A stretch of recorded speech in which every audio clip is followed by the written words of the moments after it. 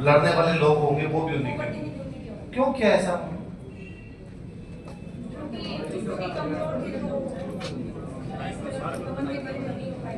इनका प्रतिनिधित्व नहीं। अब हमने क्यों नहीं कर रखा ऐसा?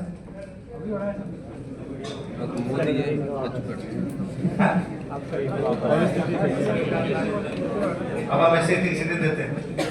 अब वाले में पहले वाले में क्या फर्क है? अब वाले के अंदर है कि कोई भी वोट दे सकता है। पहले थी सेवल उनके कास्ट के थे। पहले वाला ठीक था, अब वाला ठीक है। क्यों?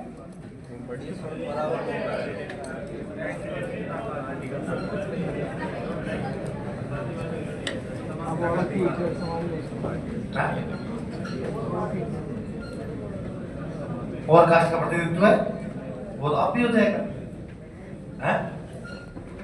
नहीं तो अभी भी तो मान लो यदि कोई सीट रिजर्व कर दी गई कि सीट इस ग्रुप के लिए रिजर्व, ये सीट महिलाओं के लिए रिजर्व, पुरुषों का प्रतिनिधित्व समाप्त हो गया।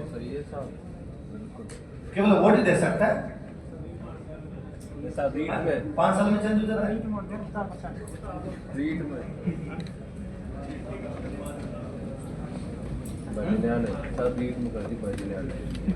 अंग्रेजों में क्यों किया ऐसा?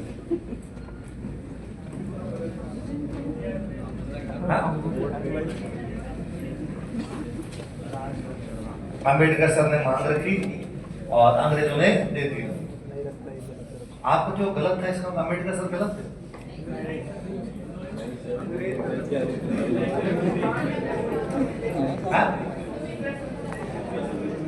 उस समय तो ये अच्छा था, अब खराब। फिर गांधी जी इसके खिलाफ भूख हड़ताल पर बैठ गए थे तो गांधी जी गलत थे।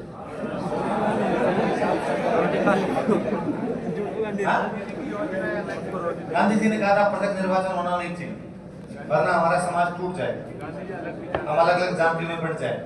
तो क्या गांधी जी जब ये कह रहे थे कि हम टूट जाएंगे तो गांधी जी गलत थे?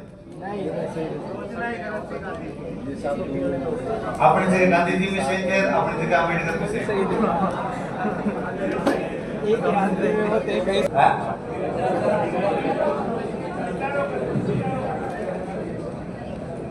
हाँ सर, निर्वाचन क्या है?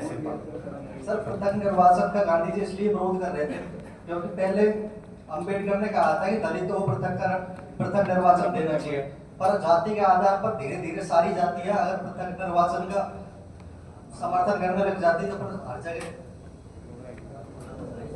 तो इसका मतलब गांधी जी सही थे? नहीं सर, गलत। सही थे गांधी।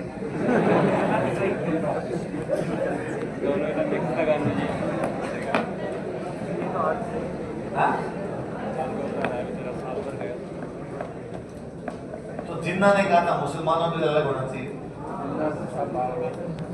जिन्ना से भी बहुत पहले, जिन्ना ने तो कहा ही नहीं था, उससे बहुत पहले 1909 में अंग्रेजों ने मुसलमानों को दे दिया पृथक निर्वाचन को। अंग्रेजों ने दे सेपरेट इलेक्टोरेट ये कहता है कि जहां से मुसलमान चुनाव लड़ेंगे वहां से मुसलमान ही वोट देंगे। उनकी सीटें फिक्स कर दी। ये सीटें हैं, यहाँ से चुनाव भी कौन लड़ेगा? मुसलमान।